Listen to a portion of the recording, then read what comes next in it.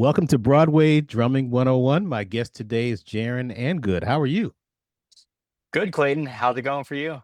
Oh man, life is good. I'm glad to see you out there in your home, and guess you're in Dallas, Texas, right? We are in Dallas, Texas right now. Yeah, we'll be here for only 2 weeks. Maybe it was a year ago. I was sitting at a club watching Mike Aarons play with this guy named Moses Patru, and I was sitting there with my girlfriend, and this guy was sitting next to me. I was like, "Man, who's this guy sitting next to me? He's really into the band, and he's bobbing his head, and I don't even know how it started talking, but how it happened. But all of a sudden, we just started chatting, and then we realized who each other were. And he's, oh my God, you Clayton Craddock. And I can't remember that conversation. What do you remember the conversation that we had and how I we just met? remember that guy that you met who's sitting right next to you, a little bit of a stalker.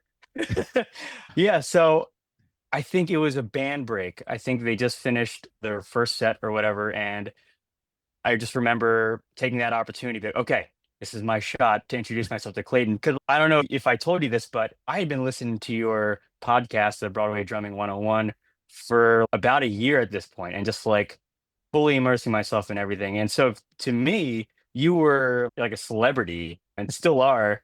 And so I was a little bit starstruck realizing that I was sitting next to Clayton Craddock and watching Sam Merrick and Michael Aarons play on stage. I was a little bit surrounded. I was like, where am I right now? I was texting my wife at the same time. I think Clayton's right next to me. She's like, are you going to say hi? I'm like, I think I'm gonna. So I think I came up to you and Sam and Aaron's all at the same break. I was like, hey Yes. guys, I don't mean to be rude, but I'm a big fan of all of you. This is kind of like really weird. I don't even know how to introduce myself, but my name is Jaren and I listen to your podcast. And you were like, oh, hey, you were super friendly. And, that tracks. So that's how that happened. Oh man.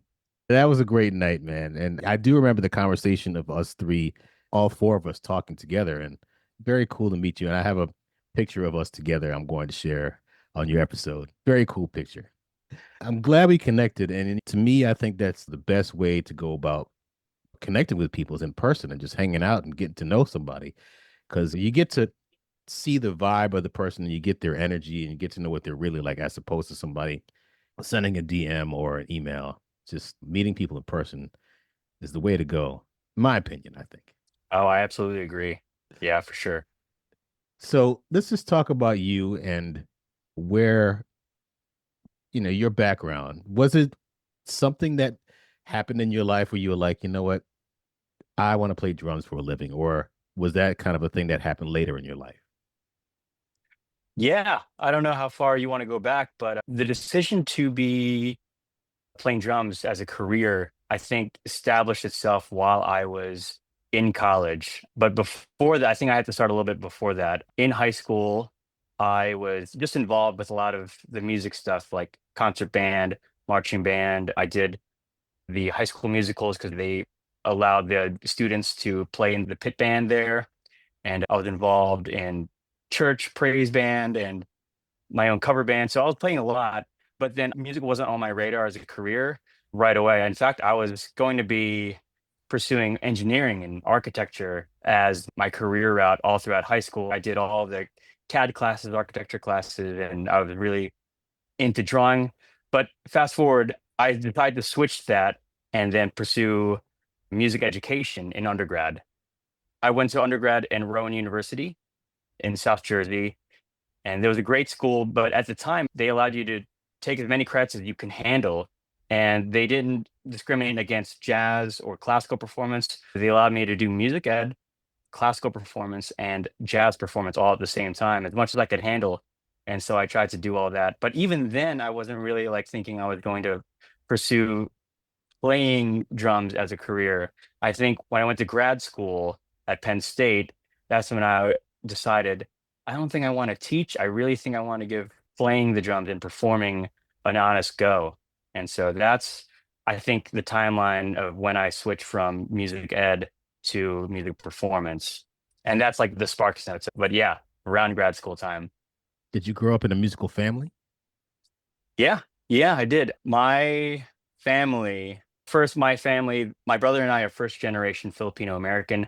My parents immigrated to America from the Philippines in the mid 80s, and they brought lots of my aunts and uncles and grandparents over as well. In the Philippines, they were like a family band. My grandpa played almost every instrument, like guitar, accordion, piano, I think trumpet. I think the only thing he didn't play were the drums, actually. Mm, My grandma, my uncle, my mom, they all sang, played piano. They sang in churches in the Philippines. And then they actually got a working visa to go to America. This is before they moved there, I think. And they actually sang in churches in America, starting in Philadelphia, and then just went around different places.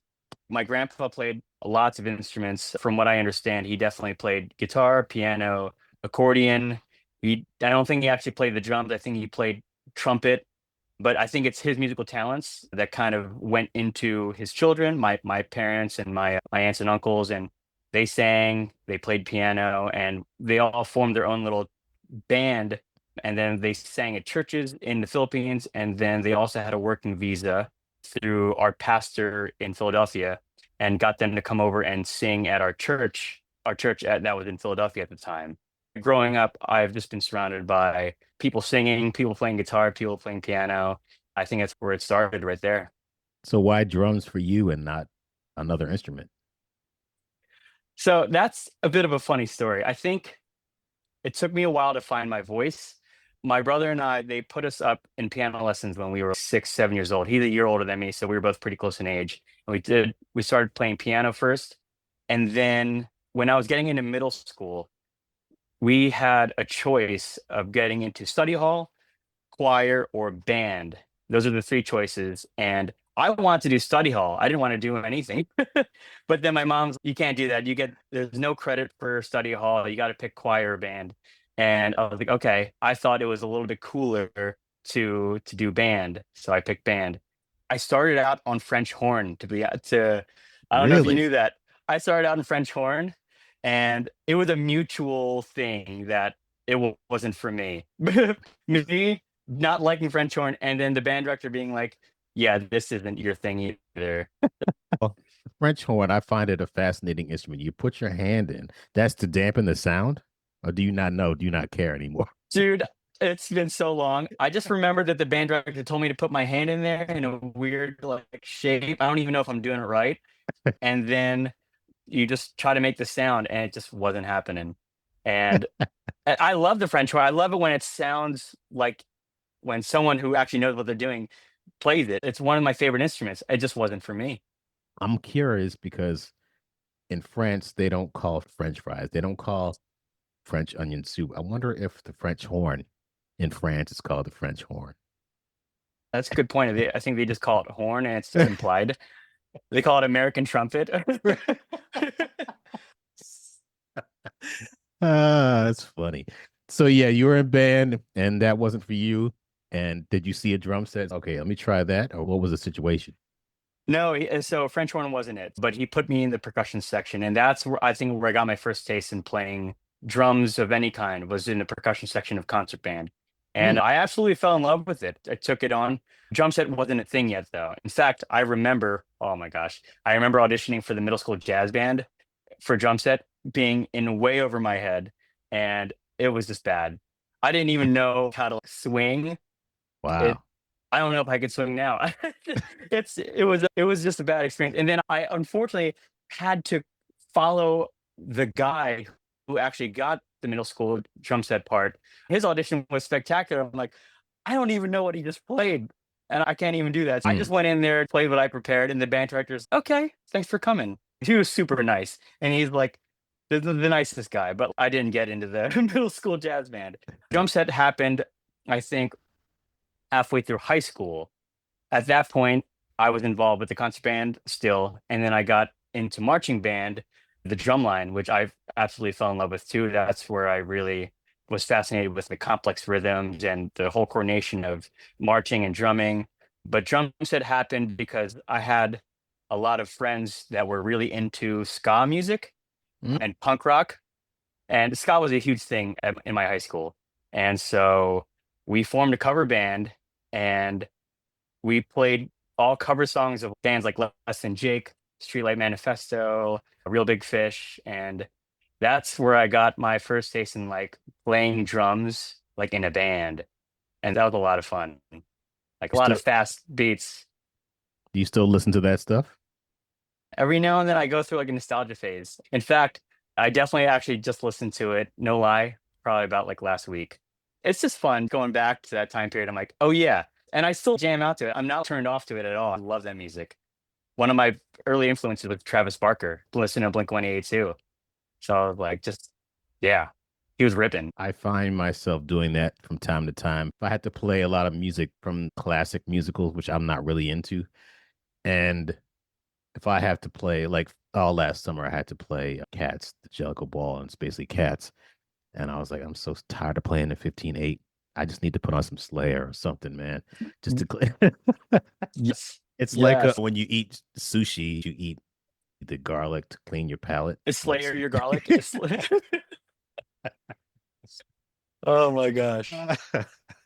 Yeah. so playing in cover bands, did you guys play out in clubs or just like in your garage, or what did you guys do? Yeah, a little bit of both. It started out in the garage, little like garage concerts for the neighborhood kids, but then we would also play like birthday parties. We Mm. play at bowling alleys. These little like regional little punk rock concerts took place in bowling alleys for whatever reason, and like VFWs. So we just played a lot of those. A lot of those. We didn't play a lot, but wherever we played, it was like either one of those, a garage, a VFW, or a bowling alley. But it was a fun experience. Kids are nuts.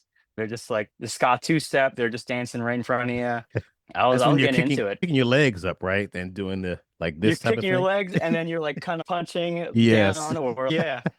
If I didn't have all this furniture around, I'd definitely give you my Give best rendition of a ska two step. Did you ever get into a mosh pit when you were watching bands back in the day? I didn't get in. I was honestly too scared of getting like my teeth knocked out. I thought about it. I would get so close, but then people are just throwing haymakers. I'm like, nope, I'm not about that. I did that once at a 24/7 spy show. I said, I'm going in. I went in, and Oh man, no. somebody threw an elbow right at my rib. I was like, that was the last time until I went to go see Fishbone in the summer of 2022 or 21, whatever it was, 22. And I went and I love Fishbone, and I was in the back. I was just rocking out in the back, and then I went to the front, right to the front. I was like, yes, and I had my horns up and everything, and I was like, Yeah. but the mosh pit was forming, and I'm 58 now. I was 56 then. I'm like, nope, I'm going to the back. Yeah. It's dangerous, man. Like you said, they're just throwing It's hands. I'm like, no. I had a weird opportunity like that too. I went to a local hardcore show in Harrisburg, PA, less than a year ago with a buddy of mine. We were right in front and we were enjoying the headliner band. I can't think of the name of the band, but they were killing it. But then the mosh pit was forming behind us. And Mm. he looks at me, you want to do it? I'm like, nah, I'm totally fine with not doing that. No, thank you. Surfing. Yes. Now we're both playing show tunes and Full circle moment right there. Going from Slayer to a Music Man. but I tell you, these musical experiences make who we are and get us to where we are. So you decide to go to college instead of being part of a ska band. Yeah. Scott And Andrew Dunn, freshman year there. so you want to be an architect? Is that what you said? Well, It was architect or engineering. okay. I was really into that. My parents fostered that and nurtured that. And I was on the track to doing that. What changed my mind was I remember vividly, there was an actual memory. I was sitting in my SAT prep course in high school, and we were going through lots of formulas on the blackboard. They were just crunching numbers. So I was sitting in my SAT prep course, listening to the teacher ramble on about formulas and things of that nature. And I remember saying to myself, like, I don't want to do this as a career. Not that I knew what engineers did. I think at the time I thought engineers just sat in desks and just wrote formulas out all day long. But whatever I thought it was, I was like, I don't want to do this, but I'm pretty good at music. Let me try that. And then, but it was crazy because it was way past the audition timeline for most colleges. Most colleges already picked their students for the upcoming year. But my teacher in high school, my drum teacher, he got me on audition with my soon-to-be professor, Dean Witten at Rowan University, and he gave me a shot to audition. I had some quick things that I put together. I don't know if you're familiar with the marimba After the Rain. Mm, Um, it's just a 4 mallet solo I worked up in high school and did that. I had some snare drum etudes, some timpani etudes from the Saul Goodman book, and a little xylophone thing from the Podensky xylophone book. I just played that and I got in by the skin of my teeth, I think, but I got in. So that mm. changed my trajectory right there. And you chose music education at first. That was with the intention of being a teacher? I admired my music teachers in high school. And my high school band director and my drum teacher at the time were big influences in my life. And I just wanted to be like them. They were so good to me. And I felt like I learned a lot and I felt like I can contribute to the next generation like that. So music ed was the way I wanted to go at first in college. And you went to grad school and then you're like, yeah, I don't really want to do this. So you decided to play music for a living or pursue drums for a living. Did you leave and not finish your degree? And did you just say, I just want to just play music and here we are? What was the connection between your grad school and where you are now? Yeah, that's a great question. Grad school was actually in performance. It wasn't for music ed. It was in performance. My mindset at the time was if I can become a better player, I'll become a better teacher, which I still Mm, think that philosophy rings true. I did finish my grad degree, my master's degree in performance at Penn State. I was either going to apply for a DMA, which is the doctorate in performance, and then go from there, or I can just try getting a gig. I decided to not go for my DMA and just try my hand at freelancing. But at the time, also when I was finishing up at Penn State has a great musical theater program, a great MFA program, and a lot of the students that come out of their musical theater program end up doing great things on Broadway and all around the country doing other things too. But I got involved in their musical theater department playing their shows at Penn State. And I was like, okay, I actually like this. At the time, I didn't really have a lot of repertoire under my belt, but I was just learning and understanding musical theater. And I just remember, okay, I like this. Is this something I can do? And then some of the MFA students were like, yeah, there are these things called Broadway tours. I think you'd be interested in that. And I was like, what is a Broadway tour? I thought Broadway was just in New York. They're like, no, there are these Broadway musical theater shows that you can go around the country with. And I'm like, what? So I'm like, how do I get involved in that? I remember one friend threw me a name, and it was John Mezio from Networks, which is a touring Broadway company. And he gave me his email and he said, just send him some stuff and see what happens. I just sent him whatever. I had a few drum set videos, me playing excerpts from like different little musical theater things, and then some classical repertoire from my recitals in the past. And I just sent that over and said, hey, I don't know if you're looking for a drummer, but I'm available for a tour, what have you. Yeah, let me know. And then I think a month went by, I didn't hear anything. And then 2 months went by. I reached out to him again. I said, hey, just letting you know I'm still available. And then I think I got an email maybe a couple weeks later saying that, hey, we're looking for a drummer for this upcoming tour. Are you interested? And that tour being Flashdance the musical. I don't know if you ever heard of it. But yeah, it had its first national tour. And then they were trying to find musicians for the second national tour. And I said, yeah. And that's how I got involved in that. and you went across the country and did you have your RV at the time? No, this is me fresh out of grad school, and I was just doing it for all it's worth. I was just young, early 20s. This was the US and Canada bus and truck tour. Mm. So went around like everybody else, like just in the charter bus, went around the country, stayed in the hotels like everybody else. Man, it was a fun experience. It was definitely like looking back on it, it was a rough schedule, as some of those bus and trucks can be, but I think I had a lot of fun. Definitely cut my teeth with that tour and got my bearings and got my first taste of traveling and my love for the Broadway tours with that one. I just had a great experience with it. Tell people what a typical bus and truck tour on a show like that was like for you. Like a typical week. Yeah. So a week in and of itself can consist of multiple cities. We call them split weeks and maybe some one-nighters.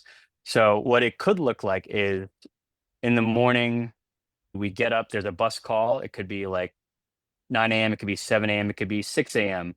We all have to pack up our stuff in the hotel. We get on the bus and then we drive to it was cast and band all in the same charter bus.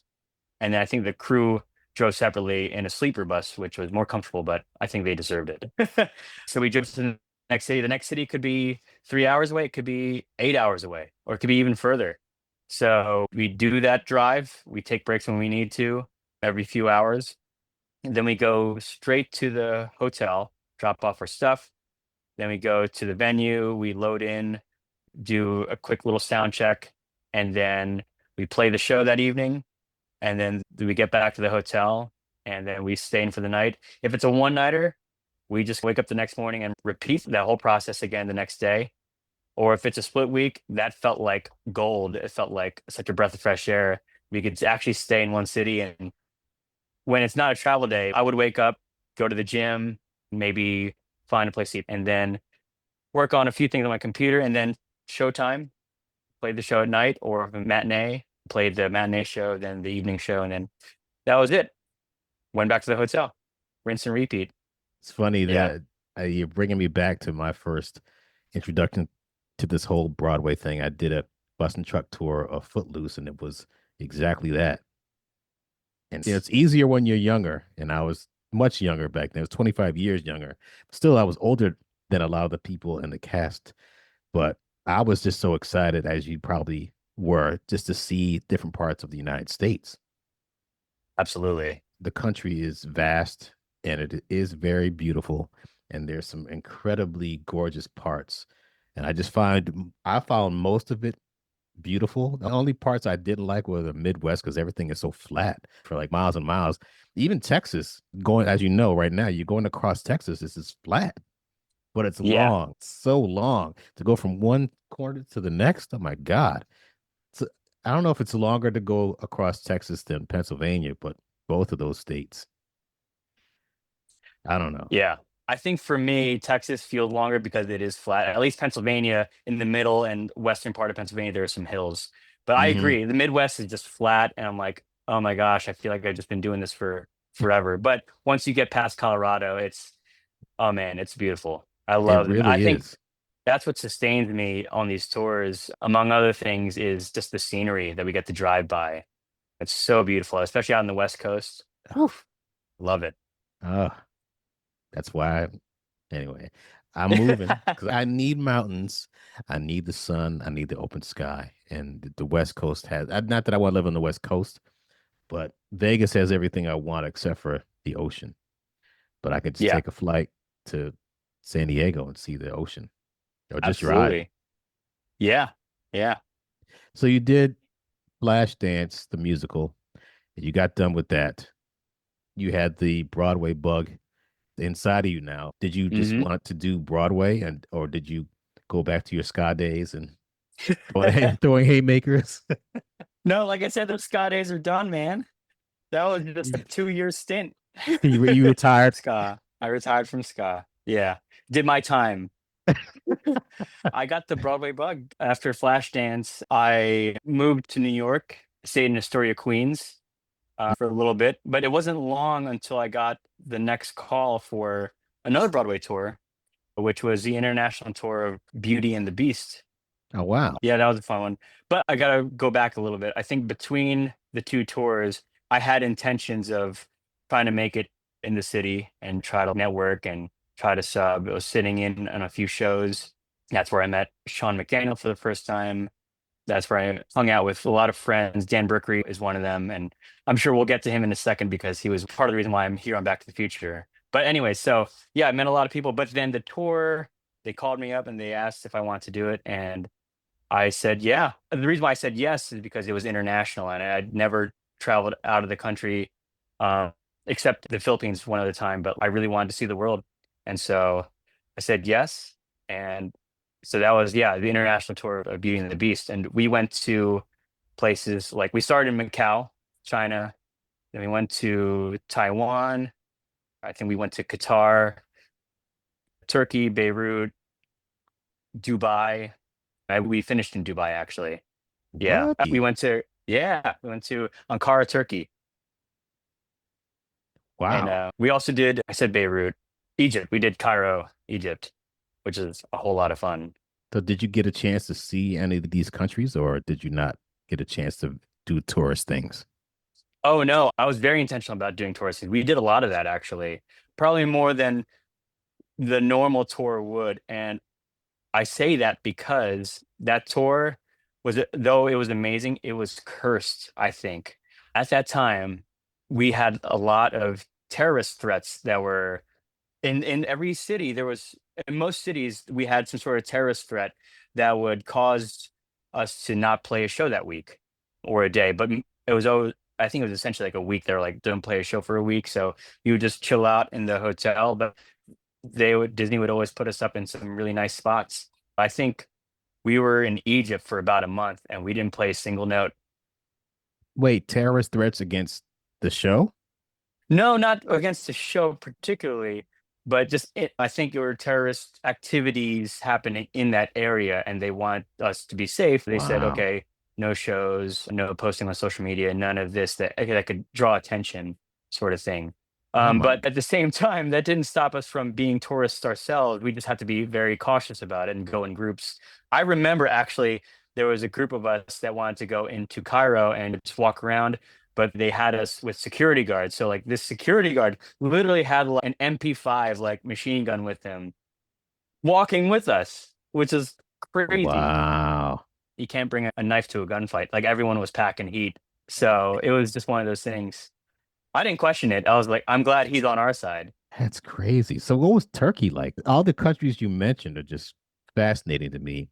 Some of Yeah. the cultures are they're completely different, and the expectations of certain people and the way you have to behave towards one another, and playing Beauty and the Beast in Turkey. Like, tell me about that. Yeah, I loved the experiencing the rich cultures in every different country. I tried not to be that guy who enforced my Americanisms onto everybody, but I tried to be sensitive to the different cultures and just what their behaviors are, what they like, what they dislike. Playing in Turkey in particular, I actually had a lot of fun. We were only there for 2 weeks, I think. The food is great. I love the food. I Mm. think I not that this is from there, but they had their own version of it. The baklava, I think I ate that every day. But I think food was the main thing for me to check out when on the international tour. I just loved trying new things. I would say that the only thing that felt like a little bit like a shock, like a shell shock, was how the audiences received the show.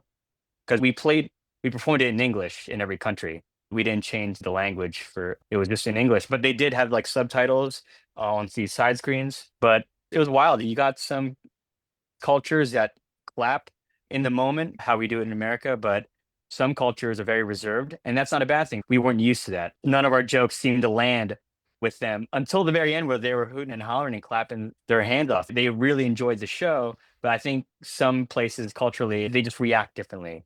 And I was like, oh, that's Mm. interesting. I mean, the first show when that happened, I was like, dude, they hate us. But it wasn't that at all. They actually loved us. But we had a great time interacting with all the audience members after the show. So yeah, there were a lot of fun locals on the cities internationally. It was just a riot. Did most Yeah. people, obviously, most people spoke English because they had to communicate with you? Yeah. Every city we went to, English was part of their second or third language. Mm. Whereas I feel like my one and only language is English. And so they were kind enough to translate in English for us everything that we needed to know. Yeah. That's amazing. I would love to do that. Don't want to sit here and pay for trips to Dubai and Taiwan and Shanghai, but I'd love to see it though, because I think we started talking about cultures, but I just love the different cultures in the United States. Going on that tour of Footloose, trying barbecue in Kansas City as opposed to North Carolina, as opposed to Texas. It's different types of barbecue.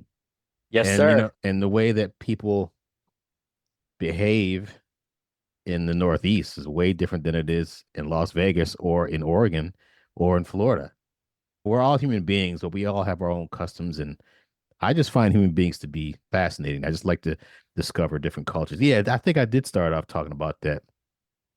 The book that I'm just finishing, the Barracoon, the former slave. I'm sorry for going off on a tangent, but anyway, you just got me thinking, man. It's just really cool that you did that. Now you're back seeing the United States in a different light, even though you did that already. But you're seeing you're after your experience seeing things in the outside of the United States. Now you're on tour with Back to the Future and you're traveling around. I don't want to skip too much around, but what got you into the whole for those don't for those that don't know, Jaren is in his RV. Now, RV stands for recreational vehicle. Yes, it does. Recreational vehicle. What got you into RVs and what made you want to do this tour in your RV? Yeah. So it I have to say that RV life wasn't our first choice, like at the very beginning of all this happening. Not Back to the Future, but Broadway touring in general. After Beauty and the Beast, I took a hiatus from touring for like a number of years. And then in that hiatus, I met my now wife. We were dating and then we're married. And then we were just living life in Lancaster, Pennsylvania. I was gigging out there, doing lots of different things there. And I can talk more about that. But to answer your Wait, question more directly, wait, gigging in Lancaster, Pennsylvania, in Amish yes, country? that's a thing. That's a thing, dude. It's actually a really thriving artist music community. They've got lots of things happening there. And I was shocked myself, dude. Yeah, I had a regional theater gig playing lots of review shows. And then I was part of a wedding band for a number of years, did lots of recording sessions with some local artists. And yeah, I honestly it was a good time. I was a growing season in my life as a musician and as a person being in Lancaster. Yeah, don't undercut Lancaster. There's things to do there. And Amish. Okay, I feel like I'm the only person that could say that I got stuck in traffic behind a horse and buggy because it's a real thing. They do have turn signals, don't they? Some of them have Yes. some electric enhancements to their buggies, Yes. but some of them don't. I found that culture fascinating. For years, I would take my kids to this place called Rocky Acre Farm. It's out there in Lancaster, Pennsylvania. And we'd go into the Amish country and we'd have dinner with an Amish family. And it was just great because it's so different. And they have their own Yeah, sets of rules and they live different. And you mean you don't need a cell phone all the time? It's fascinating how their community works with each other. They set up their own houses, they have their own schools. It's like the Hasidic Jews do in New York City, and they have their own thing. Again, going back to the whole fascination with different cultures and different people, I think it's great. So, anyway, I have a fascination for those kind of cultures. So, you were in Lancaster, Pennsylvania. You're mhm, doing your thing, growing as a musician. yeah. And I think something happened where we were having a discussion and we just casually tossed around the idea, oh, what if we go on a Broadway tour together? Because she'd never been on a Broadway tour. I was touring before I'd met her. And we started actually considering it. Oh, what if? Where we were both sort of getting checked out of Lancaster at this point, where we want something different. And I was like, I'm only getting older. And I feel like I cut my Broadway trajectory off too early. And I never gave it an honest go. So I'm like, I feel like if we don't do this now, I don't think I'll ever, I think I might live with some sort of regret, maybe, but you never know unless you try. So we both were like, she was very supportive of it, like very supportive. The idea that started it all. So then we started thinking about, okay, going straight to New York, maybe touring. And I think we started to lean towards touring after a lot more kind of like just logistical like talks. And then I remember having a gig in Atlantic City. The regional theater that I worked at happened to do a run of Grease for a couple of weeks in Atlantic City at the Hard Rock Casino and Hotel. And I'm like, great, this is like a cool little taste of tour for the both of us. So we stayed in that hotel and we did the run there. And I think we both really didn't like the experience of staying in a hotel. There's a lot more to consider. Like I at the time I was single, but now I have my spouse and we also have a cat. So we had to consider the family and hotel life wasn't we weren't feeling it. And so we're okay, what's another way we can do tour, but not have to live in the hotel? So then that's when the RV idea germinated. And it started off small. We're like, okay, maybe a little travel trailer that we can pull with our Acura. We had an Acura SUV at the time. We're like, oh, we'll make this really cheap. Like, it's just something that we could stay at. But then once the dream got bigger, the size of the RV, and then the RV got bigger, then we need something that could pull it. So fast forward, we have a 33-foot fifth wheel RV. It's called a Reflection by Grand Design. You can look that up. And it's pulled by a Chevy Silverado 2500 diesel. And that's how we travel around the country for the Back to the Future tour. So how did you land this Back to the Future gig? That one, it wasn't a formal audition. Not that I don't think anything is that formal these days, but it was through word of mouth, I guess you could sum it up. Is I remember, here's what happened. I was hanging out at Hershey Park because Hershey Park's close to Lancaster, maybe 40 minutes away. I was hanging out at Hershey Park with my buddy Frank, who's the drummer for the Kimberly Akimbo tour now.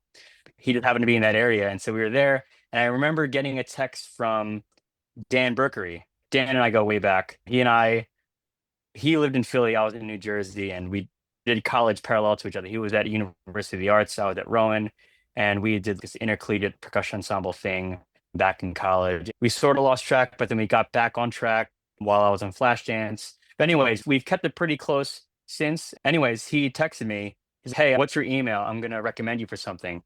And I was like, "Oh yeah, sure." I gave my email. I'm like, "What's the recommendation for it?" And he said, "Back to the Future." And I'm like, "Sick. Yeah, I'm interested." And then that was that. He said, "Cool." Not even 15 minutes later, I get a text from Matt Dobler, who is the conductor for this tour now, who was the conductor for the Jagged Little Pill tour, and his resume speaks for itself. But I get a text from him, and he's, "Hey, you came highly recommended. We want to offer you the Back to the Future tour. Are you interested?" And I just remember I had to like, I read that text message while I was driving. I know that's not good. I almost swerved off the road reading this thing. So I had to like pull over and reread it, make sure that it was like legit. And it was. And so that's how I got the offer. I just remember calling my wife a few minutes later, sitting down, thinking about it, praying. And I texted him back. I'm like, absolutely. I would love to be on this tour. And then it just really snowballed from there. I think the day later, I hop on the phone with Matt, and he gives me all the details about the tour, what he wanted me to do, rehearsals, all the dates, all the important stuff. And then that same day, I get on the phone with Ted Arthur, who is the conductor for Broadway and our associate music supervisor here on this tour. And then he's, "Hey, congratulations, you're offered the tour, but we want to hear you play. Do you want to sub on the show on Broadway and learn the book?" I don't know if anyone knew, but this would have been my Broadway and subbing debut. And I was like freaking out on the inside, like absolutely freaking out. But then on the outside, I was like, yeah, sure, let's do it. I was trying to be calm as a cucumber and Mhm. cool about it. But like on the inside, I was totally freaking out. So you learned the book and you subbed? Yeah, I always have a bit of imposter syndrome. I don't think I could ever actually call myself a sub because I didn't do it like most normal people do. But l- for all intents and purposes, yeah, they gave me the book that day. So I didn't have it any earlier.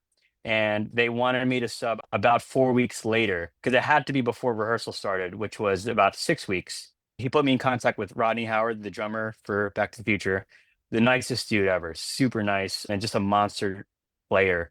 He Ted got me in touch with him, and we narrowed down a few dates. We were all within the same week, and then we had nailed down some dates for me to go watch him. So I got the book right away. I printed out the book. I started listening, and they gave me a conductor cam and avium mix. So I started just listening and transcribing like day one as soon as possible. And I told my wife, I'm like, "You're not going to see me for the next month. I'm so sorry."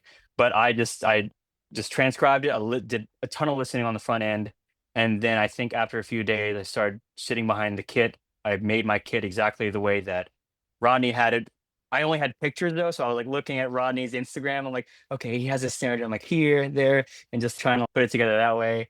I saw his conductor cam was here in this corner, so I just tried to imitate everything exactly. So I had the lay of the land, and I think I was shedding for a week, and then I went up to New York, and watch him play, got a lot of information, went back, shedded for another week. I repeated that process. After the third time of watching him, I felt pretty good, felt pretty confident. And then on the fourth week, that's when I went in and played my first Broadway show, had my subbing debut. It was scary. I had prepared the book as much as I could. I was doing run throughs multiple times a day leading up to this thing. So I was ready to just get it out of my hands and play it. But nerves are nerves, and they kicked in right at the top of the show. Now, Yeah. why do you say you feel that you have imposter syndrome? Because what you just described is exactly what you're supposed to do. Yeah. I appreciate that. I just didn't, I sit imposter syndrome in the sense that I'm not out there.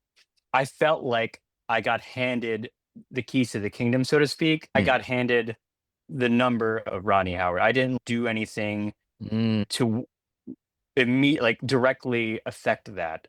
I got. I'm sure a lot of indirect stuff had happened. I'm not sure of even the conversations that took place before I got the offer, but I don't know. For me, like I didn't climb the totem pole like I thought I would. So in that sense, I felt like a little bit of imposter syndrome. And I'm not out there subbing right now. I know those guys are working super hard. Guys and girls are working super hard and doing the thing. And I felt like I got fast tracked a little bit. So that's why I said that. I hear you, but let me tell you, if you are good enough, Mike Aaron said on the podcast, if you are good enough, we will hear about you. And that's exactly what happened. Dan recommended you. Then you said Frank had something to do with this too. But no, I was just hanging out with him that day. Okay, you were hanging out with Yeah, him. he But got Kimberly Kimbo on his own because he was subbing on that show, I think. yeah, I just spoke to him 2 days ago, actually. Yeah, Nice. Tell him I said hi. it's great to see you, Dan, Frank, Skylar, all the new crop of musicians getting in and doing this thing because you guys are amazing musicians and you guys deserve all this stuff. So congratulations on doing that. Your first time subbing is scary. That's why I don't do it anymore. It's Uh, no matter how much you prepared the first time you sub, it's okay. Now I have to play the show and I can't make any mistakes because there's millions of dollars and there's that car up there that you can't miss a cue. I yeah, Man, yeah. it's a lot. Plus, when I watched Rodney play, it was like a couple weeks before the show closed. He offered me the possible sub gig, but then after I went and watched him play, he texted me and said we're closing in a couple months. So forget it.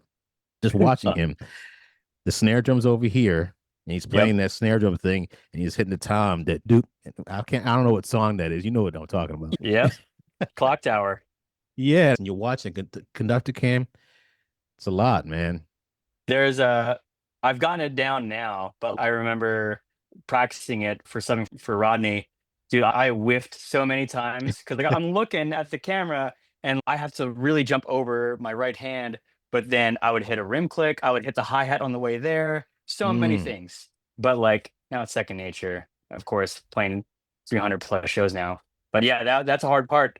Learning the choreography was definitely part of the practice regimen, just knowing where everything is and the spread of that far orchestral snare drum to the rack two drum. That's a spread, and you just have to feel it out for sure. Do you emulate that set for this tour? Yeah, I did, and the reason why I did that, rather than making it my own kit, I wanted to make it easier for any sub to jump in if and when I sub on this tour, knowing that they would probably ask one of Rodney's subs on his sub list if they want to jump in. I wanted to make it as easy as possible for them to be able to just jump in and not have to learn a whole new setup. Because if they Mm. learn what Rodney's setup is, I wanted to be like, it's the same thing, boom, that sort of thing. And it was also similar for me. If it's not broke, don't fix it. It worked for me just fine. I didn't think there was anything that was, in fact, I think I saw Rodney set up for the first time. That's exactly how I would set it up. So it Mm. worked out perfectly. I didn't feel the need to change anything. Like instead of a 14-inch floor tom that Rodney has, I requested for a 16-inch floor tom. Rodney tunes his drums and they sound amazing, but I don't know how he gets that 14 to sound as low as it does, but he gets it. I'd rather just get a 16 and just make it a little bit easier on the tuning aspect. 22-inch kick instead of a 20. And then my orchestral snare drum is, I think he has a 5-inch depth. I requested a 6.5 because I just wanted something with a little bit more like a deeper sound that the deeper shell can give you, but without changing it too much. Like I didn't want to get a field drum, but I wanted to get something with a little bit warmer and darker sound. So I got the 6.5. But other than that, it's almost identical. So how long have you been on this tour? Rehearsal started in May of 2024. We went out to our first city for tech in June that year. So like a month later, June 6th, I believe, we were in Schenectady, New York. That's when we started. And yeah, it's been about 9, 10 months or so. We've been out for a little while now. Is there an end date for it, or is it indefinite? Indefinite, according to Playbill, we just got a fresh batch of dates for year two, spanning all the way into spring of 2026, which is amazing. And we'll see if it goes on to a third year. I hope it does. I love this show. I'm blessed to be a part of it, and we love traveling. All right. So Indefinite so far. before we got on the recording, I asked you about RV life and being on tour. So you are, instead of traveling on the bus or on a plane, you are traveling with your family on your RV from theater to theater. When you travel from Schenectady to Harrison, Pennsylvania, you travel, and where do you park your vehicle? You can't park it behind the theater. You have to find a place to park it. What do you guys do, and how does it work? Yeah, that's a great question. RV life is definitely different, yet a lot of other things to consider. We're not staying in the hotel and we're not flying anywhere. Wait, So my before, do they give you your hotel allowance? yeah, that's another thing. So we take the company hotel and travel buyout, thereby giving us the full per diem, and then we can track mileage instead of getting the plane ticket. And so they reimburse us for the mileage that we've driven, capped at the price of the plane ticket, of course. Okay. Yeah. Wow. Yeah. But in most situations, we actually net profit with the buyout because the cost of living for an RV is usually less than a hotel room. Hotel rooms can range between like 130 to 180, 200. An average RV campground can range between 50 to 100. Wow. And like peak holidays can be more. It could be like 120, but yeah, usually like way less in a hotel room. So yeah, we take the buyout and it's nice. Feels good. Anyways, talking about the travel and the RV aspect. So we stay at an RV campground or RV park, and they're usually nowhere close to the venue. Usually, the larger the city, the more populous the city, the further out the campground is. They usually try to keep our RVers, RV campgrounds, they don't like being in densely populated areas. It's usually like parks or wooded areas where there's just more greenery and space. So, for example, Chicago is a large city. The campground, unfortunately, was about 45 minutes away, and with traffic, it was closer to an hour commute. So that was rough. A smaller city like Little Rock, Arkansas, our campground was only 6 minutes away from the venue. So that was very convenient. Yeah. So we have to figure this stuff out ahead of time because campgrounds book out way early, like anywhere between 4 months to a year in advance sometimes because people, the whole RV community, they know what they like and they know where they want to set up shop and park at that specific time and season. So they'll book it out if they like it, they know it. And we're figuring that out as we go. My wife and I are every city, we try to sit down at least one day and plan out like the next few months in advance and book our campground, figure out the route, figure out how long of a travel day or travel days that we have, and just try to map it out as soon as possible. So that way we're not caught off guard. We're basically our own company managers, Mm. so to speak, trying to figure all this stuff out. Because usually company managers figure that out for the cast and they book their flights, they book their hotels, and they just had to follow. And we have to do our own planning with that, which it was hard up front, but now we've gotten used to the swing of things and we're getting better at it every day. RV campground, we park the RV at the campground, detach it, unhitch it, and then our truck becomes our commuter vehicle. So we use the truck to commute to the venue. and back. Now, there's some things we like to do to save money because it's all about why are we doing this? And part of it's because we want to save a lot of money. Not just we like the RV lifestyle, but we could save some money. So diesel costs a lot of money. I think it can cost upwards of $100 to fill up the tank for a tank of diesel. So for a longer sit down, like in LA, instead of driving the truck to and from for a whole month, we actually decided to rent a small economy car, and that saved the price of that rental, and filling up that gas was less than the price of filling up the truck for a month. And we also didn't use the engine of the truck, so we're saving miles on the truck. So you try to gamify these things and find what works Mm. best from time to time. And most of the places that you play have parking, except for places like Chicago and bigger cities. Yeah, we've been lucky that the company will find some sort of, if the venue doesn't have parking itself, our company management has been really good about finding close enough parking for a monthly rate or a deal for us. So that's Mm. been very helpful. Now, traveling longer distances, you break down your set after the show on Sunday, and you have to be set up on Tuesday. Are you doing most of the driving? My cat's doing the driving. Actually, I'm just sitting back. I hold her up and she's holding the wheel. At first, I was the sole driver because she didn't have any experience driving the RV yet, and we didn't have enough time to teach her. So the first couple months of the tour, I was doing all the drives by myself. We did a drive from Cleveland to Charlotte. That was like 9 hours. And so I'm Damn. just like white knuckling it. And she's Mm. such a good sport. She's like, you can do it. And then Charlotte to DC, those were some long drives. But then I think a few months later, we had a layoff where we spent that time just I spent part of that time teaching her how to drive the RV. And now she's actually a natural. She's really good at driving highways, actually getting in and out of gas stations and making some tight turns. Because this RV is a tank, dude. Like, Mm. my advice if you want to get into the RV life, and there's you don't get a license for this thing. Like, as soon as you if you can drive a car, apparently you can drive an RV. That's not the case. There's no special license, but I will say brake early and wide turns. Mm. Those two things will save you already.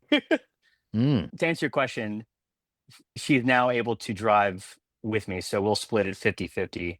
As far as getting into the campgrounds and backing in, we'll switch, and I'll do that because that's something she still needs to work on, and I need to teach her about that. But she's doing a phenomenal job being a co-pilot and everything.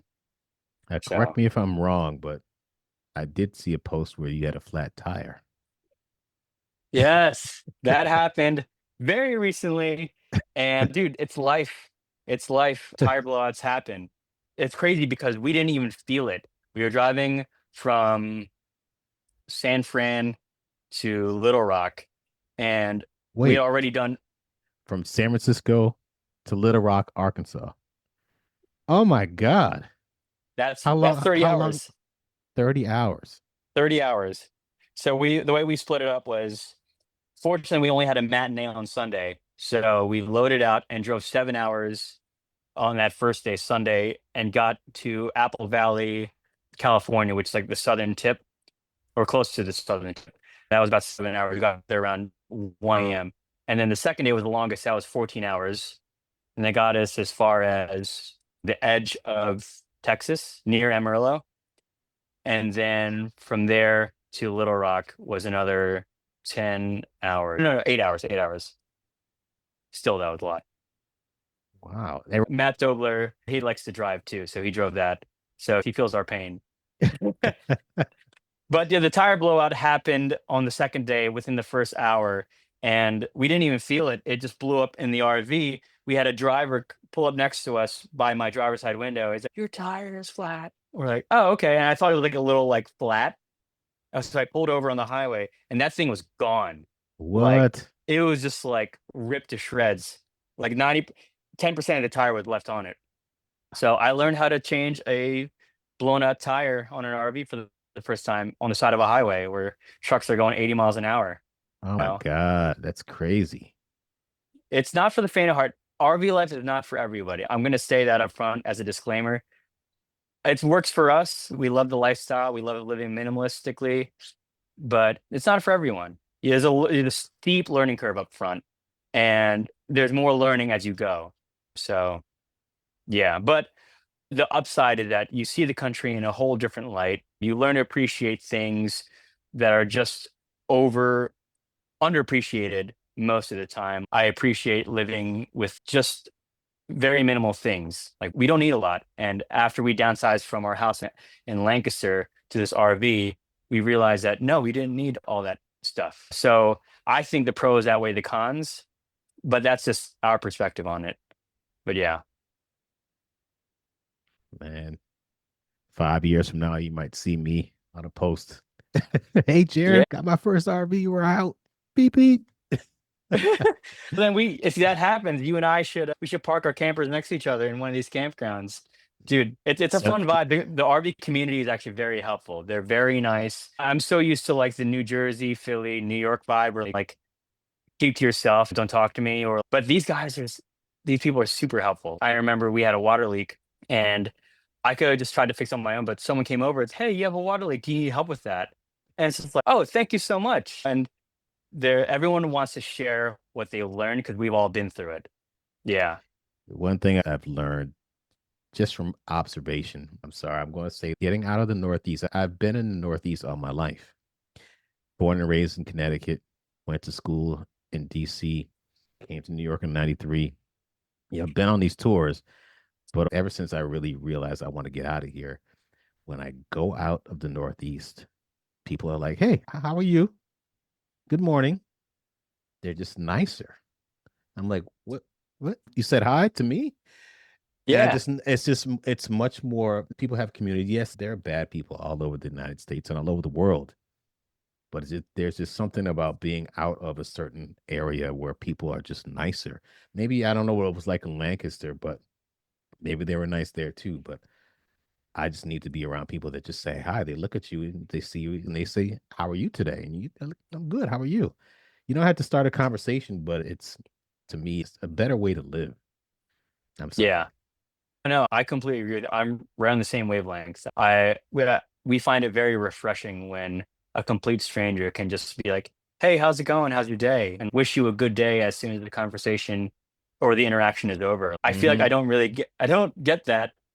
I didn't get that when I was like in New Jersey, New York, Philly area. It was just No. you keep yourself, and I get it. I think they've built up a bit of a like a thick skin in those areas because you have to. Hmm. But it's nice to be in a space where people are just like warmer. But let me ask you somewhat related questions. You're doing this RV tour. You're Mhm. on doing the first national tour of a Broadway show. Now, I've seen some images and videos of you at the gym, and you're in very good shape. How do you do that when you're driving all the time? And do you have a membership to like a Planet Fitness where they're all over the United States, or do you do it at the hotel? What do you do in order to maintain your physical health? That's a great question. For me, it's definitely a priority to make sure that I'm constantly focusing on my physical health, my fitness. How I go about that is several ways. Sometimes a company and every city always provides some sort of fitness option, like a health club or a YMCA, or at the very least, the hotel provides a little fitness area, whether that's free or maybe like some sort of discount deal. So the company does a good job of providing that with every city.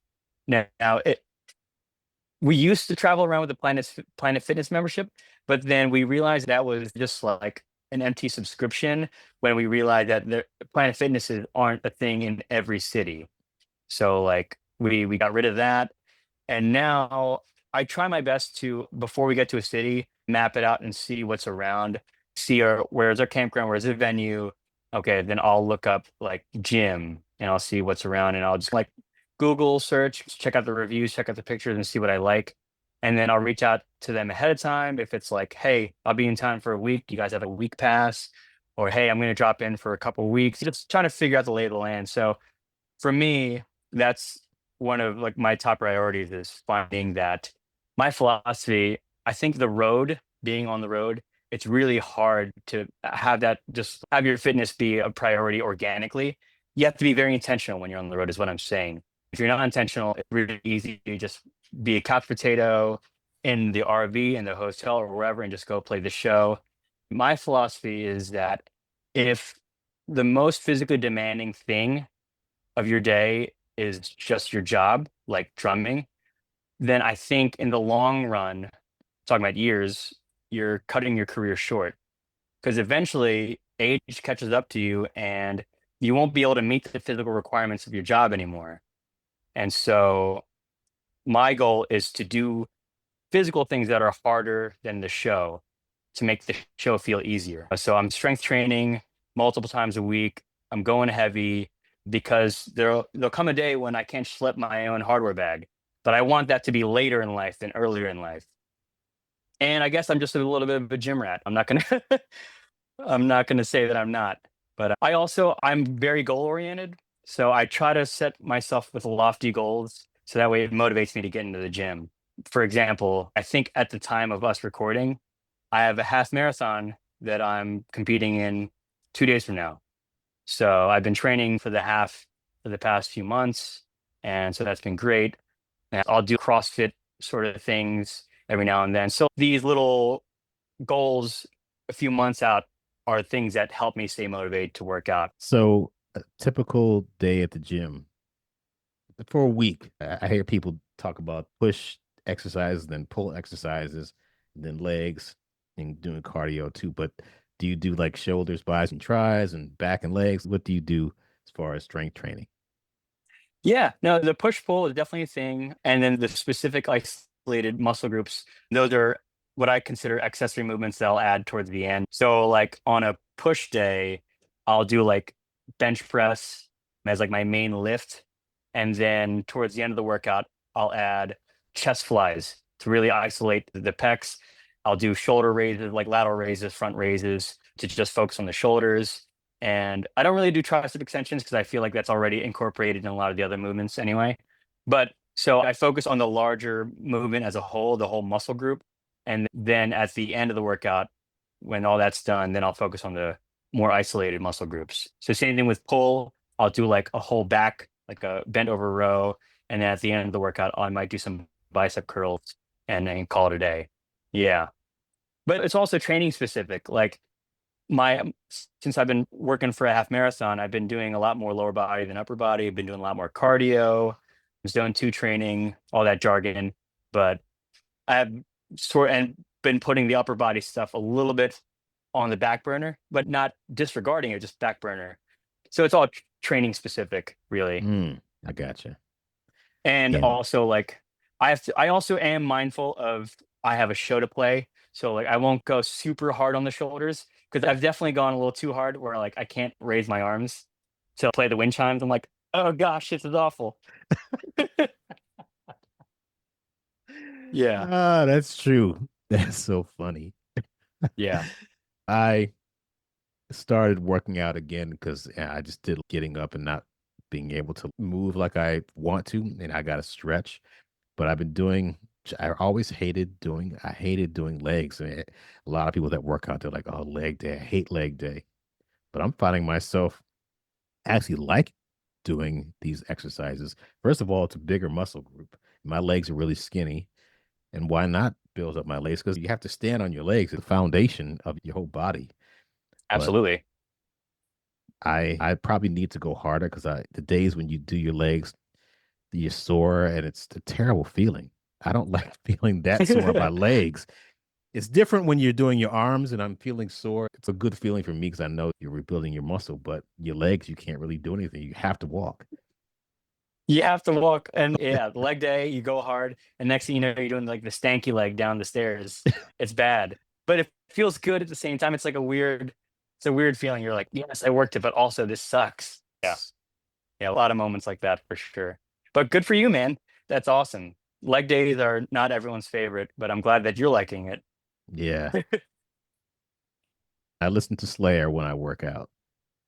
Absolutely. You gotta go. You gotta listen to something hard. You can't listen to like Music Man. I don't know why I'm picking on Music Man. I'm so sorry. I love the show. Watch your next tour be Music Man. I will be so grateful, but also it's like ironic at the same time. We're all over the place, but I like these conversations because it's not all about drumming necessarily, because there's so much more to life than drumming. What's something about your career or your approach to drumming that people wouldn't know by just reading your bio? Yeah, that's a good one. If I had a bio, I feel like something they may not know about my career is that they don't see all the work that you put into getting to the gig.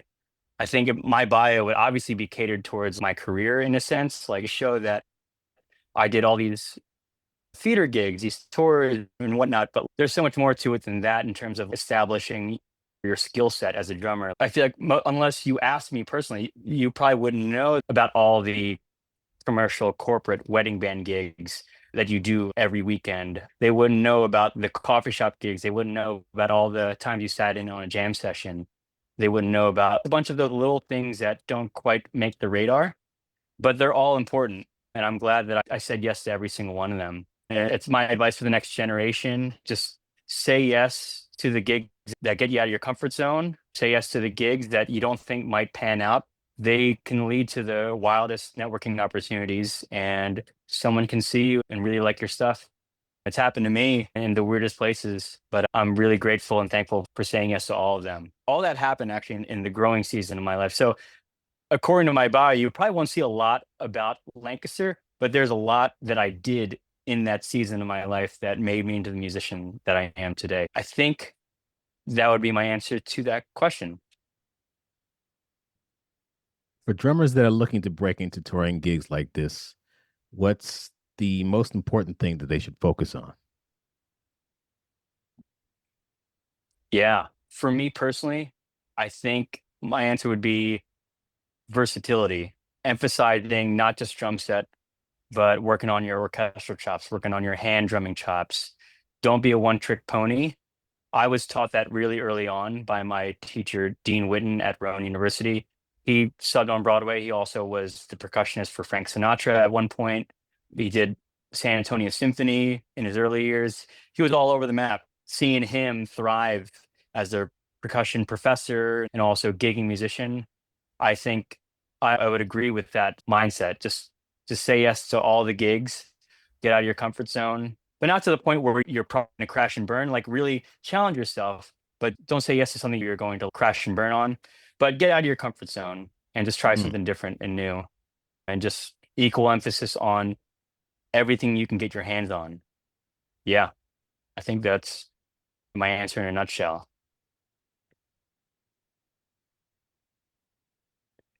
When Back to the Future closes, would a dream job of yours be playing for a reunion of the Specials or the Mighty Boss Tones? Absolutely. All of those. I would love to play for Blink 182 one of these days. I would also love to play a little bit of Metallica and Slayer. That's what's up.